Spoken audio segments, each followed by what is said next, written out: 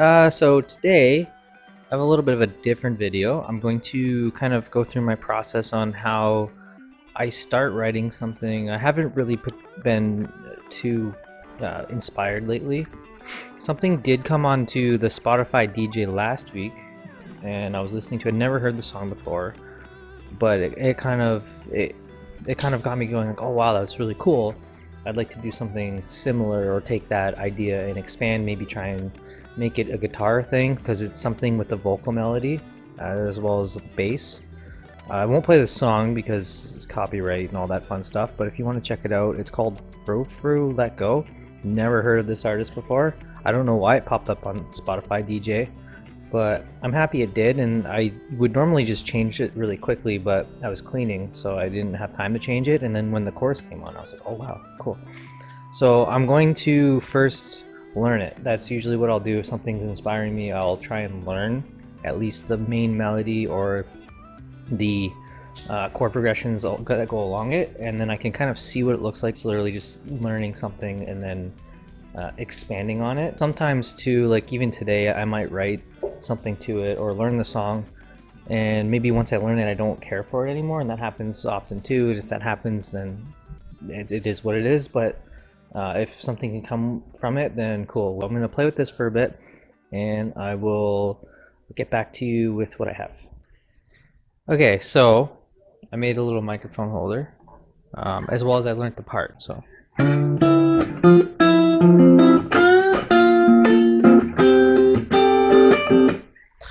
there's more to it than that, but that's basically the part that kind of got me going. So first thing I did was I like to work in the key of E minor because you could do harmonics. So I kind of went from there, and right away was like, what harmonics can I do? So what I decided to do was I also like to do like the harmonics with like the bendy. So I wanted to do that in this song and kind of keep it more melodic. So kind of keeping that E minor feel, and then from there to a B minor. So it's not something normally I would go to C, but I wanted to create that in between feel, because like that one song, what's that?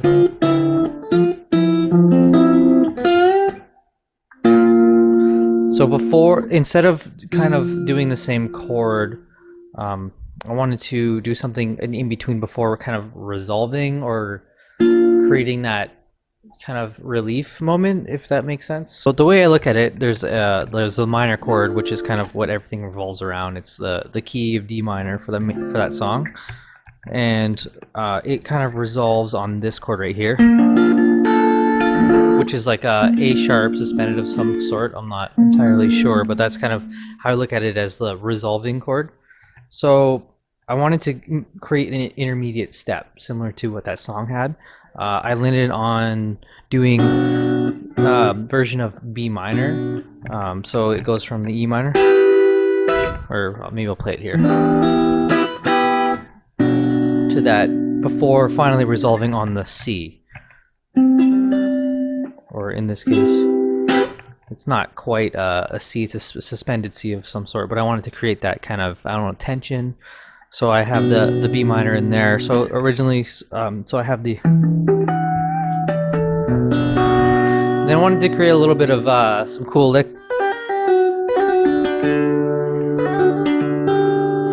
If I'm in the key of E minor, I know which notes work, so I can kind of create a little melody or do like in between things. So that's basically what I did there. And then finally, it does resolve on the C. And it's not a C chord. The root is the C. But I'm doing more harmonics because, like I said, I like harmonics. I try not to do them too much because people just will associate with polyphia. But having that C to ring out with the harmonics, it really stabilizes and enforces, like, this is the resolving. And then from there, I go back to another C. So it's just going from C to C. But having it an octave up, it creates, I want to say, vibrant feel. instead of just hanging on to this C. It's also good. I like to try and do things in octaves sometimes. For the next part, I went to a G, and I've been listening to a lot of 90s music too. So I just wanted to do that. I always find like moving in steps is a 90s thing. That makes sense. Like I don't know why I associate it with a, you know,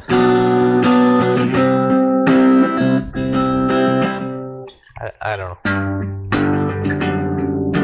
Maybe Zombie by the Cranberries or something. But that's where that step came in, is because I've been listening to a lot of 90s alternative music as well, which I like. And then what I wanted to do is, instead of just repeating the same thing, I like to have a different version of what I did as the second part. It has a similar feel, but the chords are not the same. It's also more straightforward. So it goes back to the E minor, but I'm kind of doing like a suspended E minor.